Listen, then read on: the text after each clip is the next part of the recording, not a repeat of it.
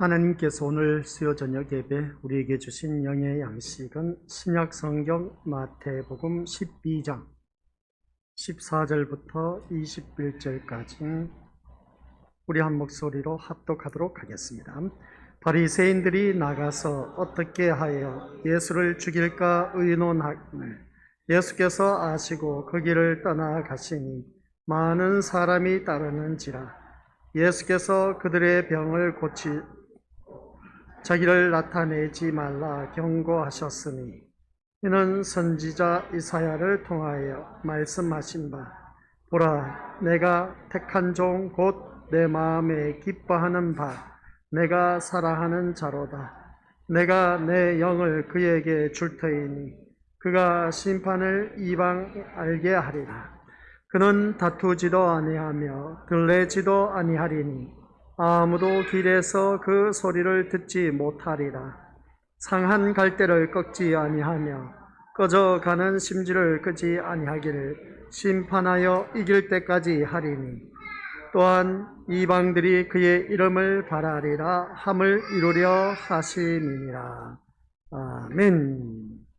이 말씀은 하나님께서 하신 말씀을 통해서 주신 교훈의 제목 시작. 아버지 하나님 은혜 감사드립니다. 오늘따라 귀한 믿음의 자녀들 주님의 이름으로 수요 저녁 예배에 나왔습니다. 주님 앞에 나온 귀한 믿음의 심령들에게 진정한 강한 믿음으로 거듭나서 하나님 영광된 삶을 사는데 부족함이 없는 아버지 하나님 자녀 되도록 성령 하나님께서 붙잡아 주옵소서. 감사를 드리오며 지금도 우리와 함께하고 계신 예수님의 이름으로 기도드립니다. 아멘. 진정한 신자는 누가 뭐래도 죄인된 나에게 생명이요 구원자는 예수님뿐이라는 믿음으로 사는 것이다 라고 했습니다.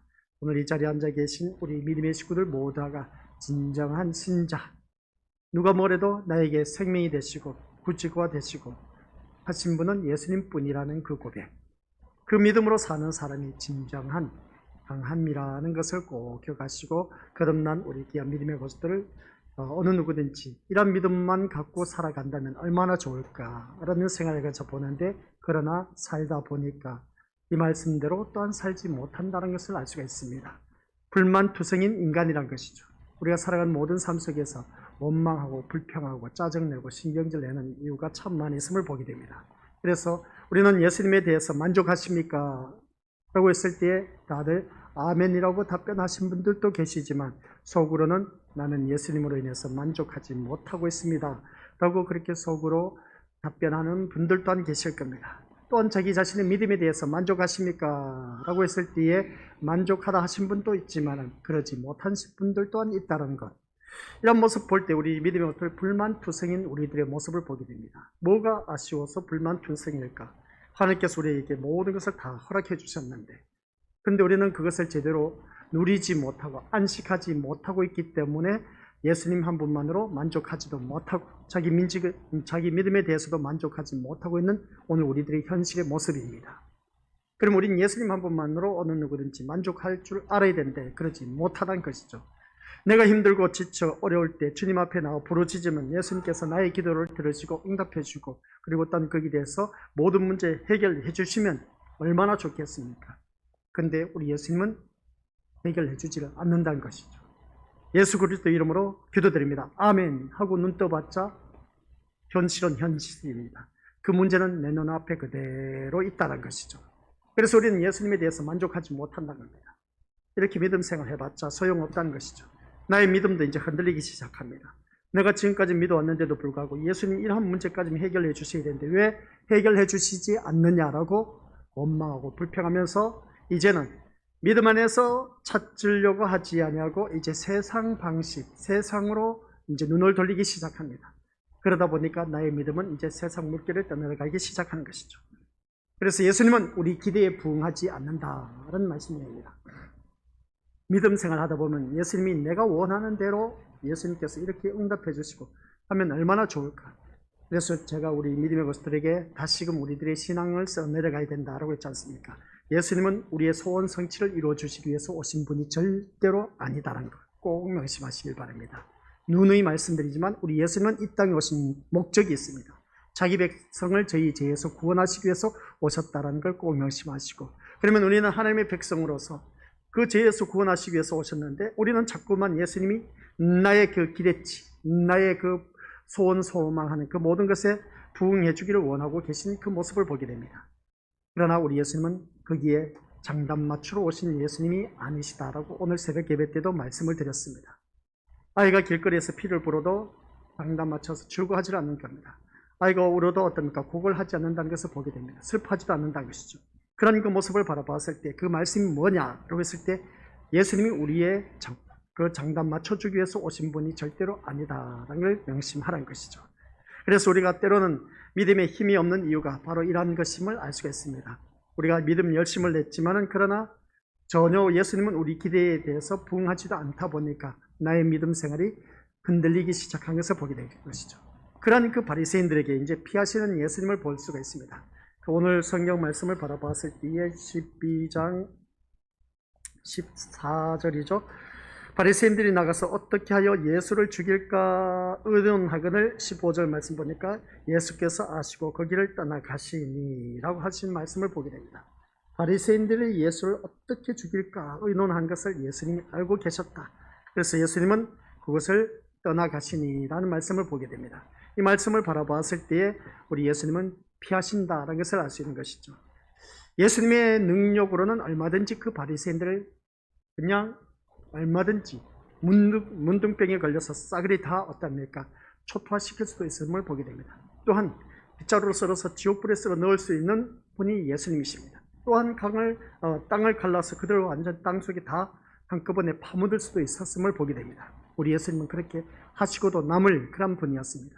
그런데 물리적인 힘으로 하지 아니하셨다라는 것을 우리 다시 한 번 더 깨달으셔야 된다는 걸 꼭 기억하시기 바랍니다. 그래서 오늘 이 본문 속에서 예수님은 우리의 속성과 기대하는 다른 모습으로 우리에게 나타나는 것을 알 수가 있다는 것을 보게 됩니다. 그래서 바리새인들과 안식일의 문제로 인해서 논쟁을 하신 후에 바리새인들이 예수님을 죽이려고 의논을 한다는 것을 아시고 우리 예수님께서는 그곳을 떠나셨다는 것을 보게 됩니다. 그 떠나신 모습을 볼 때에 자기를 오늘 그 말씀 보니까 15, 16절 말씀 보면 그렇습니다. 자기를 나타내지 말라고 한 것을 봅니다. 떠나가신데 떠나가는 그곳에 많은 병자들이 따라오고 있습니다. 그 병자를 또 예수님께서 고쳐주셨습니다. 고쳐주면서 하신 말씀이 어떻습니까? 절대로 다른 사람에게 자기를 나타내지 말라고 한 것을 보게 됩니다. 우리는 어떻습니까? 내가 너를 고쳐주었으니까 막 소문나기를 원하는 것을 우리의 본성인 것을 보게 되는데 우리 예수님은 반대입니다. 자기를 나타내지 말라는 것이죠. 이 말씀이 15, 16절에서 말씀하고 있는 것을 보게 됩니다. 그런데 왜 자기를 나타내지 말라고 경고까지 하시는 것인가? 그 이유는 하나님의 말씀을 이루기 위한 것이다 하는 것을 보게 됩니다. 그 이유가 뭐냐면 하나님의 말씀을 이루기 위한 것이 오늘 본문 속에서 18절부터 21절 말씀이 바로 그 내용입니다. 이 말씀이 구약 성경 이사야서에서 예언된 42장 1절에서 4절 말씀의 내용입니다. 똑같은 겁니다. 이 말씀을 이루기 위해서 너는 어디를 갔든지 절대로 이렇게 놀라운 능력을 행했다고 말하지 말라고 그렇게 나타내는 그 모습을 보게 된 것이죠. 우리 18절부터 21절까지는 다시 한번 읽어보도록 하겠습니다. 시작. 보라, 내가 택한 종 곧 내 마음에 기뻐하는 바 내가 사랑하는 자로다. 내가 내 영을 그에게 줄 터이니 그가 심판을 이방에 알게 하리라. 그는 다투지도 아니하며 들레지도 아니하리니 아무도 길에서 그 소리를 듣지 못하리라. 상한 갈대를 꺾지 아니하며 꺼져가는 심지를 끄지 아니하기를 심판하여 이길 때까지 하리니 또한 이방들이 그의 이름을 바라리라 함을 이루려 하심이니라. 아멘. 이 말씀을 이루기 위해서 병자를 고쳐주셨음에도 불구하고 절대로 알리지 말라고 나타내지 말라고 경고까지 하신 그 모습을 보게 됩니다. 구약에 예언된 말씀을 이루기 위해서 구약에 예언된 선지자가 이러한 모습이었다. 그들이 바라던 메시아가 이러한 모습이었다는 것을 알려주기 위해서 절대로 알리지 말라고 했습니다. 구약은 구약이고 신약은 신약인데 예수님이 그렇게 말씀까지 하실 필요가 있었을까? 라고 생각하실 수가 있는데 그렇지 않았다는 겁니다.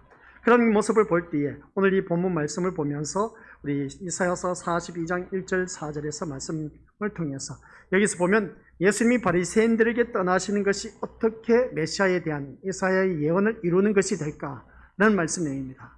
이런 말씀을 바라보았을 때 우리 믿음의 식구도 그렇습니다. 그래서 예언에 나타난 메시아를 살펴보았을 때 그 모습을 보면은 우리 믿음의 것들 메시아에 대한 인간의 상상과 기대로는 실망할 수밖에 없는 모습으로 오셨다는 겁니다. 이제 우리가 방금 읽었던 이사야서 42장 1절부터 4절까지 예언된 그 메시아의 모습을 보니까 그들이 생각했던 고정관념은 뭐냐? 정치적인 메시아였습니다. 그리고 바리새인들이 이렇게 어떻습니까? 죽일까 의논했다면 예수님께서 어떻습니까? 물리적인 힘으로 그들을 싸그리 쳐서 어떻습니까? 다 한꺼번에 감옥에 집어넣을 수도 있고 죽일 수도 있었을 것이고 문둥병에 걸릴 수도 있게 하실 수 있는 그런 예수님이셨다라는 것이었습니다. 근데 우리 예수님은 그렇게 하지 아니하셨다는 것이죠. 그런 모습 볼 때 구약 성경에 예언된 이 메시아는 정말 사람이 상상하기가 뭡니까? 상상 기대로는 실망할 수밖에 없는 그런 모습으로 오셨다는 것을 보게 됩니다. 그로 인해서 세상 누구도 메시아를 메시아로 알아보지 못할 것이라고 예언한 것을 보게 된 것이죠. 이런 모습 볼 때 그러므로 그들의 믿음에 기대에 부응해 주는 메시아가 되려면 반드시 세상을 이기는 강한 힘을 가진 용사와 같은 모습으로 와야만 했다는 겁니다. 그러다 보니까 다윗과 같은 그 용사처럼 메시아, 자기들이 원했던 메시아가 그런 다윗과 같은 용사로 오기를 학수고대했던 것을 보게 됩니다. 하지만 유대인들이 기다리는 메시아는 선지자의 예언을 바탕으로 한 것이 아니라 단지 그들의 상상과 기대에 기초한 메시아일 뿐이었다. 이게 바로 무엇입니까? 오늘 이 자리에 앉아 계신 우리 권수들, 내가 예수님을 바라는 것이 뭐겠습니까? 내가 원하는 대로 이루어지기를 원하는 것. 그때 당시에 바리새인들과 유대주의자들이 바랬던 그 메시아 사상이 오늘 우리들의 모습과 똑같다는 겁니다. 예수님은 이러이러한 예수님이어야 된다라는 것이었던 것이죠. 그런 모습을 바라보았을 때에 오늘 이 자리에 앉아 계신 우리 믿음의 식구들, 때로는 이 믿음 생활하다 보니까 메시아로 오신 예수님은 점차 유대인들에게 기대에서 벗어난 모습만 보이는 것을 보게 됩니다. 그런 것처럼 오늘 우리 또한 예수님에 대해서 기대를 하고 있는데 전혀 내가 원했던 모습대로 우리 주님께서 움직여 주시지 않는다는 것입니다. 그래서 심지어는 세례 요한조차도 예수님의 메시아 되심에 대해서 의문을 가졌을 정도로 사람들이 기대한 메시아의 모습과는 거리가 아주 멀었다는 것을 보게 된 것이죠. 그래서 예수님이 하신 일 또한 심판과 능력을 보여주는 것이 아니라 유대인들에게 부정한 자로 낙인 찍힌 병자들을 가까이 하는 도무지 그들이 상상하는 메시아로는 할 수 없는 일만 하셨다는 것이었습니다. 그들이 원했던 메시아는 이렇게 멸시천대받고 소외당하고 부정한 자, 그리고 또 질병에 걸린 그러한 자들을 위해서 메시아가 오신 것이 아니었다는 겁니다. 유대주의자들이 생각했던 것이, 그리고 또 바리새인들이 생각했던 메시아가 그런 메시아가 아니라는 것입니다. 오늘 우리 믿음의 식구들의 모습을 그대로 표현해주고 있다는 겁니다. 내가 원하는 메시아를, 내가 원하는 예수님은 이러한 예수님이어야 된다 하면서 그 예수님을 바라보고 신앙생활하고 있는 우리 권속들, 이게 바로 잘못된 것임을 오늘 이 유대주의자를 통해서, 오늘 이 말씀을 통해서 우리에게 보여주고 있다는 것을 알 수가 있습니다. 그래서 이처럼 예수님은 보고도 알 수 없는 모습으로 오셨다는 겁니다. 그들이 메시아 오셨다고 했는데도 불구하고 하나님은 선지자를 세워서 메시아가 어떤 모습으로 세상에 나타날지에 대해서 이미 예언된 이사야서 42장 1절부터 4절 말씀을 통해서 보여주셨는데도 불구하고 예수님은 그 예언의 말씀이 이루어진 방향으로 움직이신 것을 바라보게 됩니다. 그런 모습 볼 때에, 그래서 메시아의 그 모든 그 유대주의 사상들을 바라보면은 한결같이 예수님은 메시아가 아니다라는 겁니다. 그들이 원했던 그런 메시아가 아니다 보니까 거기에 대해서 이제 예수님을 불만투성으로 어떻습니까? 믿지 못하고 심지어 죽이기까지 한 것을 보게 된 것이죠. 그러다 보니까 바리새인들에게서 이제 예수님께 떠나는 것을 보게 됩니다. 피하신다는 것이죠. 그래서 이사야의 예언에서 사람들이 가장 많이 기억하는 것은 뭡니까? 우리가 잘 알고 있는 성경 구절 같이 읽어보도록 하겠습니다. 이번에 또한 이 시간에서 가장 중요한 핵심 구절입니다. 시작. 상한 깔대를 꺾지 아니하며 꺼져가는 심지를 끄지 아니하기를. 이 말씀 우리가 대부분 생각할 때 어떻습니까? 이 내용 우리가 다들 잘 알고 있습니다. 우리 하나님은 상한 갈대를 꺾지도 아니하시고 기도할 때 주 레파토리로 올라오는 단골 메뉴입니다. 꺼져가는 심지를 끄지 아니하신다. 이렇게 고백을 하는, 기도하는 내용이 도대체 무엇일까? 그래서 예수님은 우리 상한 갈대를 꺾지 아니하시고 꺼져가는 등불을 끄지 아니하시는 사랑과 자비의 예수님이시다라는 뜻으로 이렇게 우리가 고백하는 경우가 참 많이 있음을 보게 됩니다. 그러면 이 말씀 뭐겠습니까? 상한 갈대를 꺾지 아니하시고 꺼져가는 심지를 꺾지 아니하신다 했을 때 하나님의 사랑은 무한하시다. 하나님의 그 자비는 엄청나시다 하는 것을 그 내용을 어떻습니까? 어필하고 있지 않느냐라는 것을 보게 되는데 그것이 바로 인간이 기대하고 상상하는 예수님을 성경을 이용해서 자기 멋대로 만들어내는 것에 지나지 않는다는 것입니다. 이 말씀은 기억하시길 바랍니다. 하나님의 사랑, 주님의 사랑과 자비를 말하는 것은 절대로 아닙니다. 아시겠습니까? 잘 아셔야 됩니다. 우리 믿음의 식구들 여기서 착각하고 있는 경우가 참 많이 있는 것을 보게 되는데 상한 갈대를 꺾지 아니하신다고 했지 않습니까? 꺼져가는 심지도 끄지 아니하신다고 했는데 하나님 내 형편이 왜 이렇게 힘들게 어려운지 모르겠습니다. 이 성경 말씀을 대놓고 그냥 그렇게 말하는 경우가 참 많이 있는데 안 됐지만 지금까지 우리가 그렇게 알고 왔다면 다시금 이제 우리들의 신앙의 눈을 뜨고 우리 믿음의 이 말씀을 새롭게 보시길 바랍니다. 이 말씀은 하나님의 사랑과 자비를 나타내는 것이 아니라 이 내용은 상한 갈대도 귀하게 여겨서 꺾지 않으시고 꺼져가는 등불도 지켜주시고 보호하시기 위해서 끄지 않으시는 하나님의 그 사랑과 그 자비의 예수님이라는 것을 의미하지 않는다는 것을 계속해서 반복하고 있는데 여기서 말씀하고 있는 상한 갈대 꺾지 아니한다. 꺼져가는 심지 끄지 아니한다 라고 했을 때 상한 갈대와 꺼져가는 등불을 당시 이스라엘 상태를 말하고 있습니다. 주님의 자비와 사랑을 말하는 것이 아니라 같이 읽어보죠. 시작. 상한 갈대와 꺼져가는 등불은 당시 이스라엘의 상태를 말하고 있습니다. 오늘 이 자리에 앉아 계신 우리 권속들을 향해서 말씀하고 있습니다. 상한 갈대 그리고 꺼져가는 등불, 오늘 우리들의 모습인 겁니다. 우리들의 모습, 우리들의 모습을 말하고 있는 것이죠. 당장 꺾어버려야 하고 꺼버리는 것이 우리 주님 보시기에 마땅한 겁니다. 도저히 마음에 드는 것이 하나도 없어. 그러다 보니까 당장 꺾어버릴 수도 있는데도 불구하고 또 꺼져가는 그 심지 등불 꺼버릴 수도 있는데도 불구하고 우리 주님은 당장 꺾어버리지 아니하시고 꺼버리지 아니한 이유가 있습니다. 이렇게 말씀을 바라보았을 때 이것은 무엇을 의미하느냐라고 했을 때 우리는 대부분 사랑과 자비로 알고 있었지만 그게 아니라 우리 믿음의 심판을 잠시 미루신다라는 뜻입니다. 상한 갈대를 꺾지 아니하시고 꺼져가는 등불은 꺼져가는 등불을 끄지 아니하신다라는 말씀은 잠시 뭐라고요? 심판을 미루신다라는 그런 뜻입니다. 그래서 당장 꺾어버려야 하고 꺼버리는 것이 마땅하지만 심판을 미루신다는 이 뜻을 바라볼 때 하지만 심판을 미루시는 이유는 이스라엘을 아껴서가 아니라 하나님이 선택한 백성들을 구원하시는 하나님의 일을 이루시기 위해서 미루신다라는 말씀 내용입니다. 다시 말씀드리겠습니다. 같이 읽어보죠. 시작. 하나님이 선택한 백성들을 구원하시는 하나님의 일을 이루시기 위해서 미루신 것입니다. 잠시 그들 꺾어버릴 수도 있고 꺼버릴 수도 있는 그런 우리 주님이셨는데 그렇게 하지 않는 이유는 뭐라고요? 선택한 백성들을 구원하시는 하나님의 일을 이루시기 위해서 잠시 미루시고 있다 하는 말씀입니다.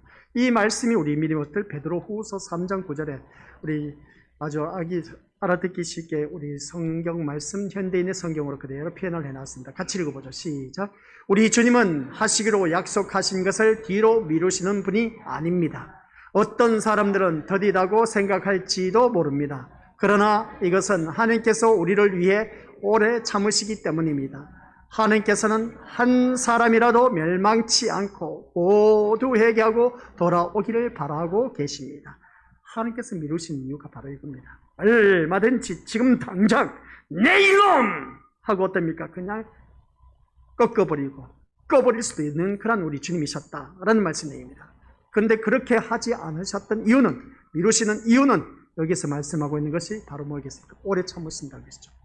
오래 참으면서 한 사람이라도 멸망치 않고 모두 회개하고 돌아오기를 바라고 계신다라는 뜻입니다.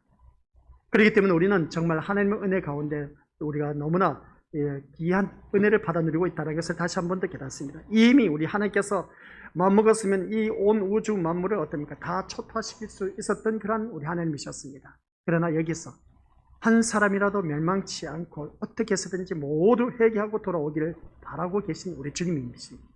그때를 바라보고 계신다는 것을 알 수가 있습니다. 그래서 18절 말씀 같이 읽어보죠. 시작. 내가 내 영을 그에게 줄 터이니 그가 심판을 이방에 알게 하리라.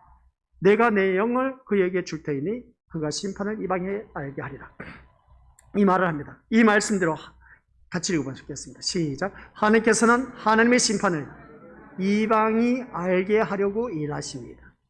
하나님께서는 하나님의 심판을 이방이 알게 하려고 일하신다라는 말씀입니다. 이방이 알게 하시려고 하나님의 심판을, 그러니까 하나님의 심판을 이방이 다 알아보도록 하기 위해서 하신다는 그런 말씀입니다. 그래서 사람들은 하나님의 심판을 제멋대로 생각하는 경우가 참 많은 것을 보게 되는데, 메시아가 오는 것도 믿음으로 살지 않는 부정한 자들을 멸망시키기 위함이라고 생각하는 경우가 참 많이 있음을 보게 됩니다. 그래서 세례 요한은 예수님의 오심을 전하면서 심판과 멸망을 함께 선포한 것을 보게 된 것이죠. 그런데 예수님은 부정한 자로 취급받는 병자들을 가까이 하고 계십니다.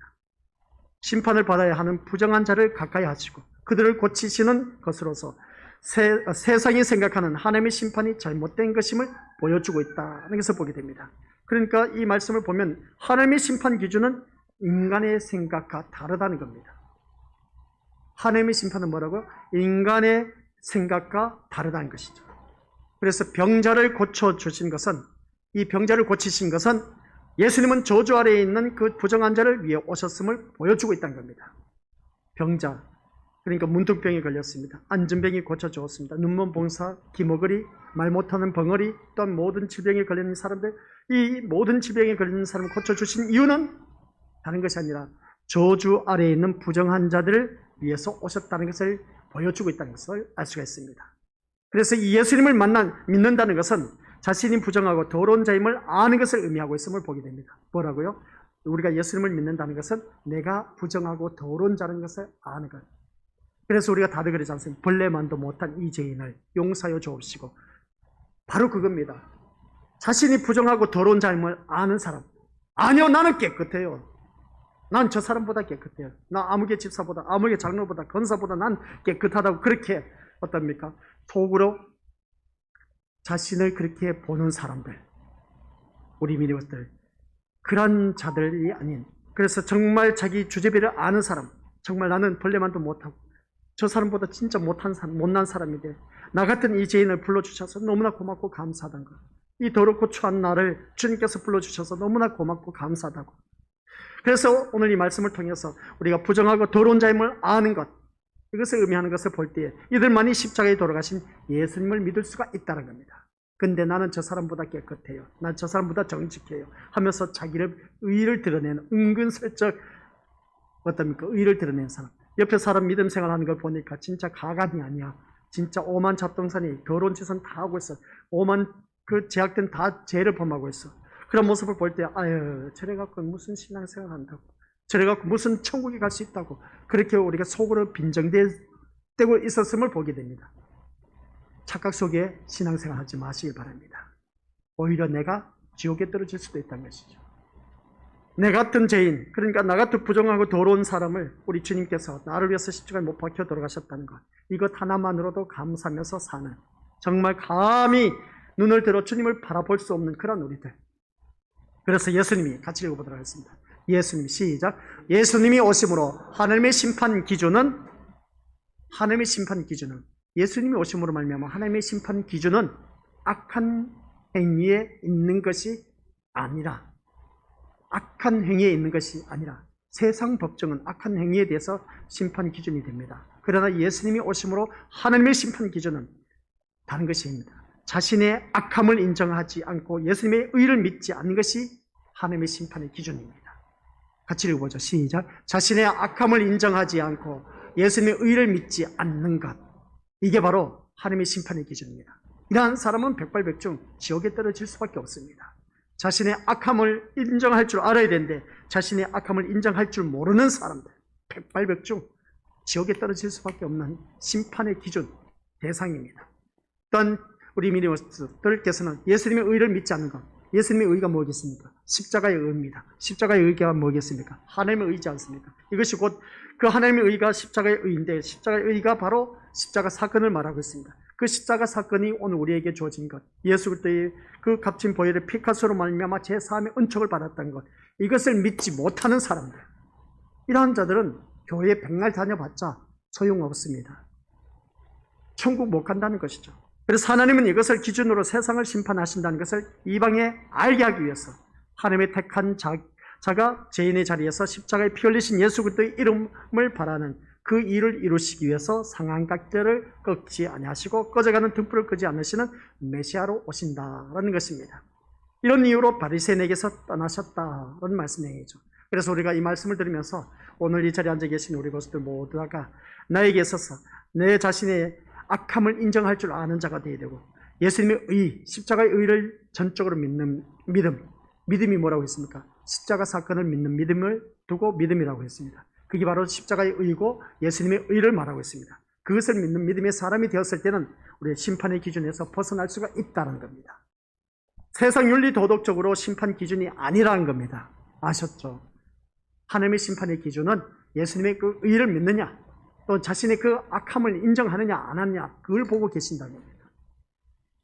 그런데 그러지 못하고 우리 믿음의 것들, 그래서 마지막에 우리에게 주신 주제가 뭐입니까? 같이 읽어보죠. 시작. 기대와 다른 신앙.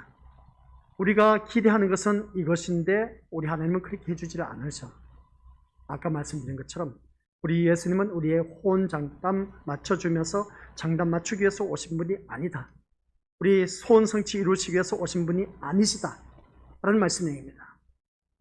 예수님은 자기를 죽이는 바리새인들을 당장에 심판할 수가 있다고 했습니다. 그 심판의 기준은 예수님을 죽이는 불의한 행동으로 나타나게 되는 것을 보게 되는데, 예수님이 자기를 죽이는 바리새인들을 심판하신 것처럼 우리도 교회를 해방하고 예수님을 거부하는 세상에 대해서는 항상 싸우고 이겨야 한다는 식으로 대항하게 될 것임을 보게 됩니다. 그래서 절간에 돌을 던지고, 절간에 돌을 왜 던집니까? 그냥 교회 다니는 사람들 바라보면 또 그렇습니다. 그리고 또 마치 예수님을 위한 투사다운 행동으로 보기도 하고, 복잡한 거리에서 예수천당 불신지옥을 외치는 것도 복음을 전하기 위한 당연한 싸움으로 여기기도 하는 것을 보게 됩니다. 어떻게 보면 대단한 믿음이라고 바라볼 수 있는 것을 보게 되는데, 그러나 또한 그 믿는 사람마저도 민망스럽게 하는 경우도 있음을 보게 됩니다. 그런데 그렇게 외치는 사람은 또한 그 나름대로 믿음이 있다는 것이죠. 하지만 우리는 그런 방식으로 세상에 대해서 싸울 것이 아니라 물리적인 힘으로 이기는 사람으로 존재하지 않는다는 것이죠. 그것이 믿음이 아닌 겁니다. 많은 사람은 믿음의 힘을 자신이 믿지 않는 사람보다 더 우월한 자리에 올라서는 것으로 기대하는 것을 보게 되는 것이죠. 그래서 그런 식으로 믿음의 가치를 보여주는 것으로 이기려고 하는 것을 보게 됩니다. 우월한 위치에 내가 너보다 낫다라는 것을 알려주기 위한 그런 것으로 어떻습니까? 자기 믿음의 가치를 보여주려고 하는 경우가 참 많이 있음을 보게 됩니다. 오늘날 우리가 교회를 다니면서 그렇습니다. 옆에 사람보다 내가 너보다 나아. 내가 너를 보면 너보다 믿음 생활 더 잘하고 있어. 자신도 모르게 우월감을 갖고 있는 그 믿음의 가치, 그것을 보여주려고 하는 그런 자들이 참 많이 있음을 보게 됐는데, 이 시간을 통해서 그것 또한 내려놓으시기 바랍니다. 자기 믿음, 우리 것들 주님 앞에 서봐야 되는 것이죠. 그렇죠? 하지만 현실은 전혀 다른 양상으로 나타나는 것을 보게 됩니다. 기도와는 전혀 다르게 하나님이 살아계시는 것 같지도 않고 예수님 우리에게도 함께 하지도 않는 것 같은 미미한 모습으로 나타나는 것을 알 수가 있습니다. 자기를 죽이려는 바리새인들을 본때를 보여주지 않고 피해버리는 것처럼 우리 예수님 보니까 맥 빠진 모습이 믿음인 것을 보게 됩니다. 뭐라고요? 맥 빠진 모습이 믿음. 참 살아가는 삶의 모습을 바라보면 맥 빠진 모습이 참 우리에게 많이 있음을 보게 됩니다. 근데 이 맥 빠진 모습이 또 믿음으로 보일 수가 있다는 겁니다. 예수님이 그 바리새인들을 피해서 다른 곳으로 가는 것, 떠나가신 그 모습 보면 맥 빠진 모습으로 어떻습니까? 피하신 겁니다. 한마디로 표현해서. 이 바리새인들이 자기를 죽일 것을 안다는 것이죠. 예수님은. 그러다 보니까, 알고 있다 보니까 그것을 피하는 겁니다. 어떻게 보면 맥 빠진, 우리가 바라봤을 때는 맥 빠진 모습이죠. 안 그렇습니까? 우리가 기대했던 그 예수님은 바리새인들, 지금까지 많은 무리들이 따라온 것을 바라보면 예수님 말 한마디면 얼마든지 그 바리새인들을 쳐 없애버릴 수도 있었습니다. 문둥병에 걸려서 아예 움직이지 못하게 할 수도 있었습니다. 그 모든 바리새인들도 완전 안전뱅이로 다 만들 수도 있었던 그 예수님입니다. 그렇게 하실 수 있는 능력의 예수님이신데, 아니 그 자리를 피해버리네. 우리의 기대는 어떻습니까? 예수님을 바라봤을 때 얼마든지 우리 예수님 그렇게 하실 수가 있는데 그렇게 하지 않냐고 그 자리를 피해버리네. 맥 빠지겠습니까? 맥 빠지지 않겠습니까? 맥 빠진다는 것이죠. 바로 그겁니다. 오늘 우리가 세 번째 주제가 뭐라고요? 기대와 다른 신앙. 우리가 바라는 그 기대하고는 예수님이 다른 신앙을 갖고 있다는 것을 우리에게 아주 여실하게 보여주고 있음을 보게 됩니다. 그래서 우리가 살아간 모든 삶 속에서 맥 빠진 그 모습을 바라봤을 때 우리는 어떠합니까? 참 어이가 없는 그 모습을 보게 된 것이죠. 그래서 이러한 그 믿음을 상상한 것을 우리가 바라봤을 때 같이 읽어보도록 하겠습니다. 시작. 믿음은 세상의 길을 죽이는 방식으로 나타나지. 참 멋지지 않습니까? 이 말이. 믿음은 뭐라고요? 세상의 길을 죽이는 방식으로 나타나지 않습니다. 예수님은 바리새인들이 자기를 죽이는 것을 알고 있었습니다. 어쭈 이놈들 봐라. 그래 너 한번 해보자. 내가 너희들보다 네 머리 꼭대기에 놀고 있어. 한번 해봐. 해볼 대로 해봐. 하면서 덤벼봐 하고 우리 예수님께서 어떻습니까? 이 바리새인들을 얼마든지 죽일 수도 오히려 반전의 역사를 이루어서 어떻습니까? 바리새인들을 초토화시켜 죽일 수도 있었던 예수님이셨음을 보게 됩니다. 근데 우리 믿음으로서 잘 기억하시기 바랍니다. 믿음은 세상의 길을 죽이는 방식으로 나타나지 않습니다. 만약에 예수님이 그 바리새인들이 자기를 죽이려고 하는 것을 예수님이 알았다면 예수님 반대로 그냥 이 바리새인들을 죽여버렸다 했으면 어떻게 됐겠습니까?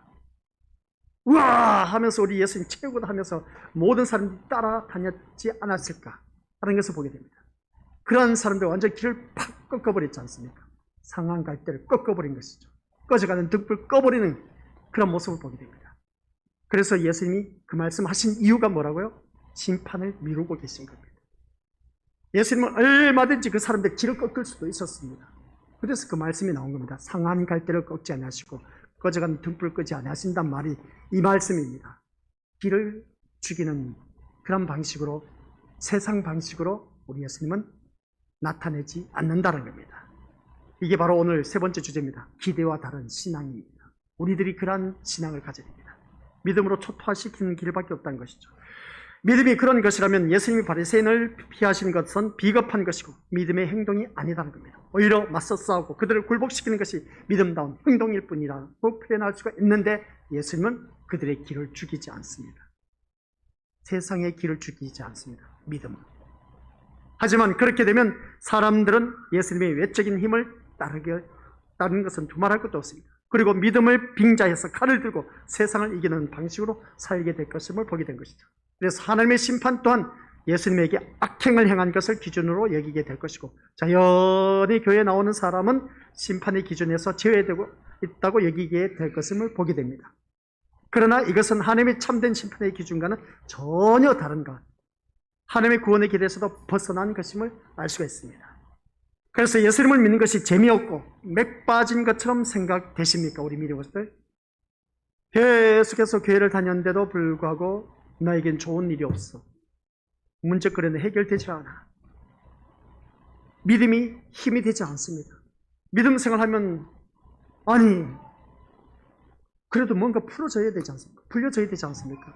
마귀 사탄은 묶는 일을 한다고 했는데 내 인생이 왜 이렇게 꼬여서 묶여지고 있는지 몰라. 근데 내 인생 교회를 다니면 다닐수록 더욱더 풀어지고 술술 풀어지고 잘되고 형통하면 얼마나 좋겠습니까? 그러면 나의 믿음이 더욱더 하나님 앞에 나와서 헌신봉사 충성할 텐데 근데 나의 현실의 모습을 바라보니까 열심히 믿음 생활하고 예배 참석하긴 해도 나에게는 여전히 그 문제는 해결되지 못하고 있습니다. 맥 빠지지 않습니까? 우리 믿음들 왜 나에게는 이런 질병이 있는지 몰라. 아니 교회를 열심히 다니고 말씀대로 잘 살고 있는데 어느 누구보다도 기도도 많이 하고 교회 출석도 잘하고 있는데 말씀도 잘 보고 있는데 근데 계속해서 좋지 못한 일들이 일어나다 보니까 믿음의 힘이 되냐는 것이죠. 안 된다는 것이죠. 맥 빠지지 않습니까? 무엇보다도 믿음을 시작 믿음을 향한 우리의 생각과 믿음은 아까 말한 것처럼 우리 믿음은 세상의 길을 죽이는 방식으로 나타나지 않을 뿐만 아니라 믿음을 향한 우리의 생각과 기대가 버려져야 된다. 내가 믿음 생활을 이렇게 하면은 우리들의 믿음의 기대는 이렇게 해야 된다. 기대치에 버려져서 어떻습니까? 이렇게 이루어질 것을 바라보고 있는 것을 보게 됩니다. 우리 그것을 버려야 됩니다. 믿음은 바로 그겁니다. 우리들의 기대를 바라지 말라는 것이죠. 아니 그러면 목사님 무슨 맛으로? 바로 그겁니다. 무슨 맛으로? 무슨 재미로? 아니 믿음 생활 남들보다 다 잘하고 있는데 도저히 문제는 해결받지 못하고 있어. 그리고 어떤 그 수렁에서 건져 나오지를 못하고 있어. 매 빠진 그 모습을 보게 된 것이죠. 얼굴은, 어깨는 툭툭 처지고, 얼굴 보니까 완전 눈도 맛이 같고, 전혀 믿음이 그냥 내가 이렇게 믿음 생활을 할 필요가 있을까라는 그런 생각. 오늘 이 자리에 앉아 계신 우리 것들, 그런 상황에 있다면 오늘 이 자리에 앉아 계신 우리 것들 기억하시길 바랍니다. 내가 믿는 믿음, 우리의 생각과 기대가 이게 나의 믿음은 아니란 것 아시겠습니까? 믿음에 대해서 갖고 있는 여러분의 생각과 기대가 하나님의 은혜로 주어진 믿음에 대해 불만을 품게 하는 것을 보게 됩니다. 그래서 같이 읽어보도록 하겠습니다. 믿음. 시작. 믿음에 대해 불만을 가진 사람. 믿음에 대한 불만을 가진 사람.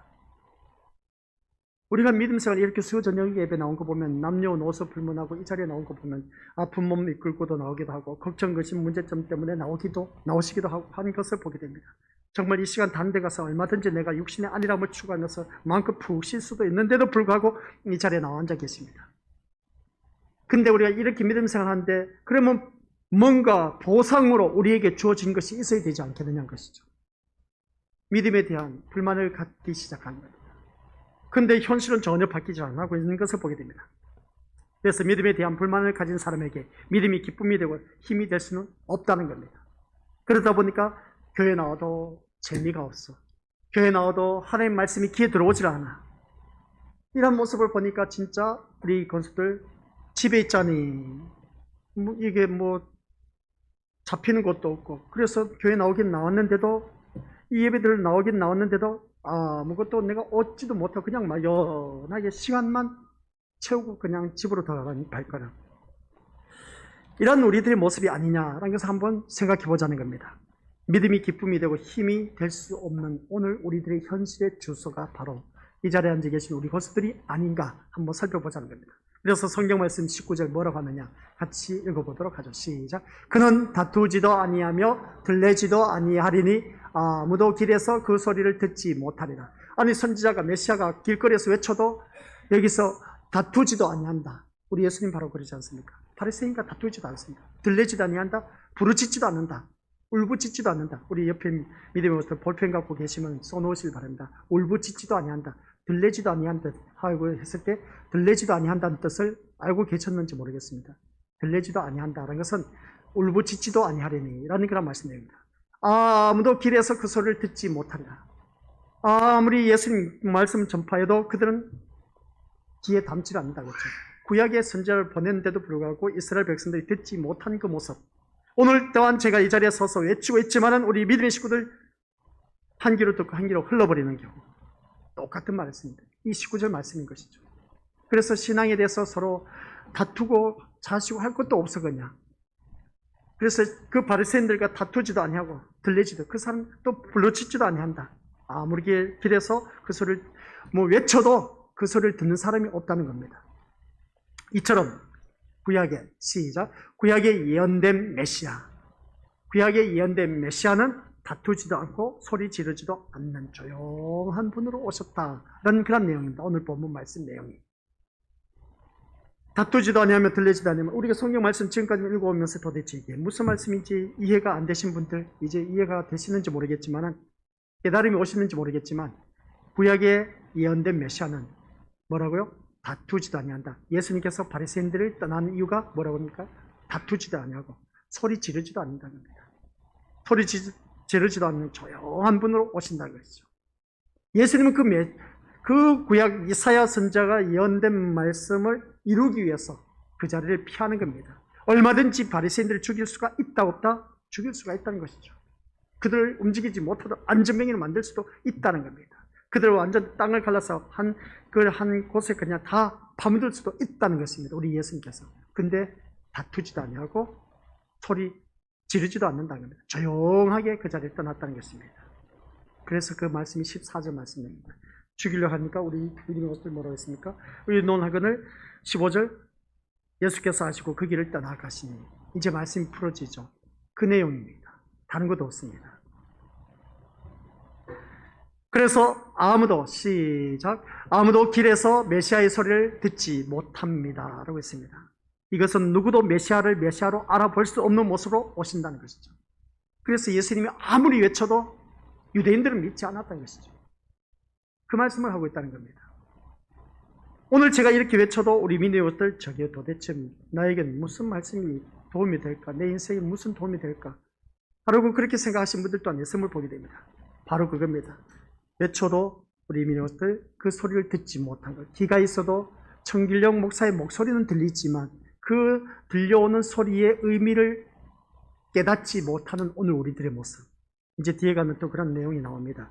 이 말씀 진정한 강함 나라, 하나님 나라 했을 때에 여기 보면은 참 하나님 나라 보면은 너무나 재밌습니다. 진짜 재밌는 이유가 뭐냐면은 그 단어 하나하나가 거기 보면 귀신 들려 사는 세상 나오는 것을 보게 됩니다. 옥주부에 나와 있는 것을 읽어보고 오시길 바랍니다. 이런 모습을 바라볼 때에 여기에서 보면은 우리 믿음의 식구들 모두가 한결같이 아무도 길에서 메시아의 소리를 듣지 못한다. 귀가 있어도 듣지 못하고 눈이 있어도 보지 못하고 입이 있어도 말하지 못한다. 그 말이 뭔가? 오늘 우리들 모습을 그대로 적나라하게 하나님 나라에 대해서 그때 이제 다루게 될 겁니다. 이것은 누구도 메시아를 메시아로 알아볼 수 없는 그런 모습. 앞서 말한 대로 사람들이 기대하고 생각하는 메시아의 모습이 아니기 때문에 알아보지 못한다는 겁니다. 그래서 예수님은 같이 읽어보도록 하겠습니다. 시작. 예수님은 이 말씀이 이루어지는 길을 가시기 위해 바리새인을 피하신 것이다. 그런 말씀입니다. 15절에 바리새인을 심판했다면 아마 이스라엘 전역이 떠들썩했을 것이고 심판이라는 예수님의 일로 인해서 예수님을 메시아로 생각하기도 했을 것입니다. 하지만 구약에 예언된 말씀대로 어떻습니까? 조용하게 다투지도 않고 부르짖지도 아니하고 조용하게 그것을 피했다라는 그 말씀 내용입니다. 19절 말씀처럼. 오늘 우리가 믿음 생활하면서 그렇습니다. 예수님은 나약하고 힘없는 자처럼 그 자리를 피하신 것. 이러한 예수님을 믿는 믿음은 우리 역시 그런 모습으로 살게 될 것입니다. 무슨 말씀입니까, 목사님? 우리가 그런 예수님을 믿는 믿음, 우리 역시 그런 모습으로 살아간다라고 하는 것은 예수님 또한 그 대적하는 자들과 싸우지 않냐고 그 자리를 피한다. 그 모습 보면 우리는 어디 그렇습니까? 살아가다 보면 내 자존심을 건드렸어. 내 비위를 건드렸어. 어디 두고 보자. 한번 해보자고? 그래. 끝까지 한번 가보자. 싸우는 그런 경우가 참 많이 있음을 보게 됩니다. 근데 예수님은 그렇게 하지 아니하셨다는 것이죠. 이러한 예수님을 믿는 믿음, 오늘 우리 역시 그런 모습으로 살아가야 된다는 것입니다. 얼마든지 맞짱 떠서 싸워서 이길 수가 있습니다. 두말할 것 없이 버젓이 드러난 결과가 다 나와 있는데 아쉬울 게 뭐가 있겠습니까? 얼마든지 싸울 수가 있다는 것이죠. 그래서 오늘 이 자리에 앉아 계신 우리 것들, 예수님을 믿는 믿음은 우리 역시 그런 모습으로 살게 하신다고 했는데, 믿음은 신자를 강하게 한다는 것이죠. 믿음은 뭐라고요? 우리를 강하게 하십니다. 하지만 그 강함을 세상은 알지 못하고 인정하지 않는다는 겁니다. 믿음은 우리를 강하게 하지만 세상은 우리 믿음을 어떻습니까? 알아보지도 못하고 인정하지도 않는다는 겁니다. 우리 가령 예를 듭니다. 넌 교회에 다니면서 왜 너의 가정은 그렇게 힘들고 어렵냐? 자녀들은 왜 그렇게 속을 썩히냐? 하는 일마다 왜 그렇게 막히냐? 주위 사람들로부터 그렇게 지탄을 듣고 있습니다. 그럼 뭐라고 했습니까? 우리는 뭐라 합니까? 믿음 좋으신 분 예를 들지 않습니까? 그래, 자네가 한 말이 맞다고. 그래 두고 봐. 머지않아 이러한 모든 삶이 이제 반전의 역사가 일어나서 우리 주님이 회복시켜 주실 것이야. 이렇게 말하면 어떠면 두고 봐. 그날이 곧 올 거야. 이렇게 말하면 세상 사람들 뭐라 하겠습니까? 아이고 웃기고 자빠졌네. 지금까지 신앙생활 해오면서 아니 그렇게 지그정성으로 교회를 잘 다니면서 했는데 왜 그렇게 하는 것마다 다 막히고 좋지 못한 일들만 있는지 모르겠다고. 내가 그 말을 믿으란 말인가? 그 말인 겁니다. 우리들의 믿음의 강함은 세상은 알지 못하고 인정해 주지 않습니다. 그러나 그럼에도 불구하고 우리 믿음들 그것으로 인해서 오히려 우리를 조롱합니다. 웃기는 소리 하지 말라는 것이죠. 그래도 우리는 조용하게 십자가에서 피 흘리신 예수님을 바라보시기 바랍니다. 누가 뭐래도 같이 읽어보도록 하겠습니다. 이거 말고요. 시작. 예수님은 죄인된 나에게는 생명이시고 구원자. 아시겠습니까? 누가 뭐래도 예수님은 죄인된 나에게는 생명이 되시고 나의 구원자가 되신다는 것. 이 믿음 하나로 살아가자는 것이죠. 이 믿음으로 세상이 흔들려도 마음이 요동하지 않는 것이 진정한 강한 믿음입니다. 아시겠습니까? 끝. 다른 것 없습니다. 예수님은 죄인된 나에게 생명이시고 구원자라는 것 잊지 마시길 바랍니다. 오직 예수님만을 바라보고 신앙생활 하시길 바랍니다. 그러다 보면 지금 내가 세상은 나의 믿음은 아까 말씀드렸지 않습니까? 믿음은 우리를 강하게 합니다. 그러나 믿음은 그것을 세상 사람들은 인정하지 않습니다. 예를 들었지 않습니까? 교회를 다니면서 왜 그런 어려운 일이 있느냐? 아니야. 그 보는 거 정확해. 맞는 말이야. 그러나 두고 봐. 머지않아 우리 하나님은 반전의 역사가 일어나서 우리를 회복시켜 주실 거야. 두고 보라고. 그러면 그 사람이 뭡니까? 내가 지금까지 너 지켜봤는데 아니야. 가망이 없어. 우리들의 믿음의 강함을 인정하지 않습니다. 그래? 두고 보자. 그러면 네가 맞는지 내 믿음이 맞는지 한번 두고 보자.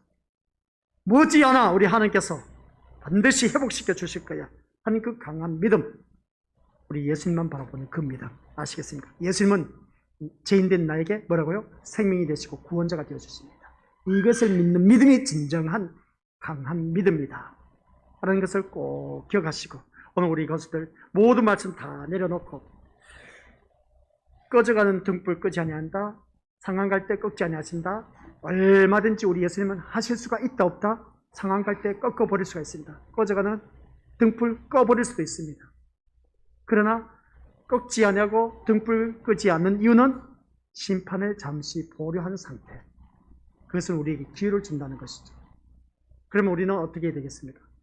오직 예수님만 바라보고 더욱더 예수님을 의지의존하면서 피 흘리신 그 예수님, 그 십자가의 의를 바라보면서 예수님이 나의 이 죄인된 나를 구원하시기 위해서 십자가의 피를 흘리시고 나를 구원의 길로 인도해 주셨다는 것, 생명이시고 구원자라는 것을 잊지 않는 것, 이게 진정한 강한 믿음이다 라는 말씀 내용입니다. 그래서 오늘 우리 믿음의 진정한 강함이란 것은 이것밖에 없습니다.